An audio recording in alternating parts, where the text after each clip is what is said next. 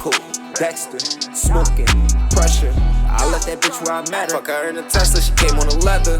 Bitch, I'm a chemist, this shit like science. What's going on, everybody? I'm Lil Mop Top, we talking Bud, and guess where I'm at? I'm at Kush Stock 2022. I'm at the Lavender Boys booth, and I'm here with the owner. Go ahead and introduce yourself for those who don't know you. You already know it's your boy Filthy, Lavender Boys, right here in the building, baby. First of all, one, let me thank you for inviting me out. This was amazing. I've never been to anything like this in my life.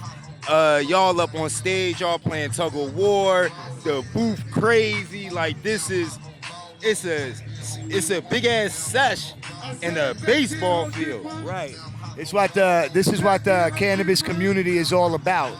You know what I'm saying? It's a free cannabis festival, and everybody comes here like a large, secret session. You know what I'm saying? It's like come here to find the best brands, the best cannabis, best merch. You know what I mean? And it's thousands of people here. It can't be that much of a secret. Nah. This thing is cranking right now. Mike Jones on stage. So like, from what I know, because of my involvement with Lavender Boys, I know that y'all was instrumental in what was going on this year at Kush Stock. So tell us a little bit about that. Well, we added Tug of Weed War, which is an event that Kush Stock is doing now, and people are competing for new strains, prizes, new merch, money. So we're here to add to the culture and give it entertainment. You know what I mean? All right, so I was on the stage for the first Tug of Weed War. I know y'all doing another one tonight. We in between right now. I saw it for myself, but why don't you tell my fans, my subscribers, what y'all did? Well, we did one guy and one female, 2-on-2, and they played tug of war for a pound of weed, the horseradish. And the girl won. Yeah, and the girl and the team that won, got a free pound. They split the pound in half, and it was a movie. It was a movie. Prizes you can smoke. So this booth, this everything. Y'all center stage. Presentation is everything. Why don't you tell us a little bit about what y'all bought to Kush Stock? Because I know you got some new stuff out. I know you got some new merch out and everything like that. So tell us about what you bought here for people to see for the first time. Okay, well, we're up for awards for best hash hole, best pre-roll, and best flower. For people, because I didn't know at first. I just found out probably like a few months ago what a hash hole was or what a donut hole is. So for those who don't know, tell us what a hash hole is. Okay, so it's flower with rosin in it, and it's live rosin. So when you smoke it, it makes a hole in the middle like a donut. And that's why they call it donut hole. That's why they call it donut holes and hash holes and all that. It's very intense. It's a new product to the cannabis industry, you know what I mean? It's a phenomenon. Everybody loves the hash holes, you know what I mean? Yeah, I never seen anybody, like I've seen people make donut holes, but I never seen anybody brand, package, and market a donut hole. This is super fire. So outside of that, y'all got chocolate too, right? Yeah, we just released our new chocolate bars, cookies and cream and the milk chocolate. 500 milligrams, smack you. You know what I mean? And we released a lot of new merch. The hat you're wearing is a collabo with Your Team Sucks, YTS, out of New York City. We dropped a bunch of new tees. And so, when you come to the Lavender Boy booth, it's a whole experience. It definitely is an experience. Like coming here, I even got to meet a legend.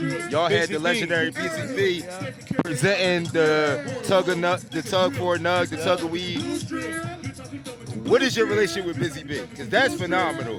Busy B is like the legend of all legends. Well, me and Busy go back about 30 years because I come from a music background.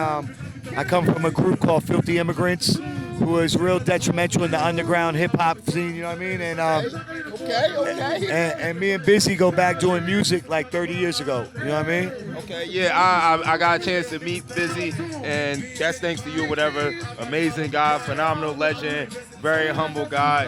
All right, so moving on to tattoos of cannabis.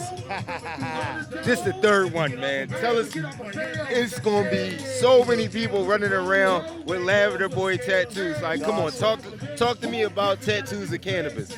Tattoos and cannabis, man. You know where it's another subculture, right? Another subculture of hip hop and the urban community, man. We always been tattoos from back in African tribes, Indian tribes. We've always marked our bodies, and now to see these kids tattooing the logo of Lavender Boys and connecting the cultures. How many people could bridge the cultures and bridge the gap? No, that's the thing. I got the tattoo. My fiance, she got the tattoo. Somebody just got the tattoo. Somebody getting the tattoo right now. So, how many? Give me an estimate. Give me a rough ballpark figure. How many people you think are walking around with the horse on them right now? About 30 kids. About 30 people. About 30 people. Yep, 30 people and counting.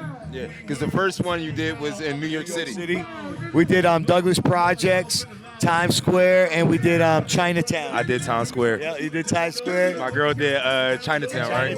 My girl did Chinatown. Yeah, and then the second one was in where was the second one at? That's the crazy. Y'all just did one. I just seen y'all do one. Where do we do it at?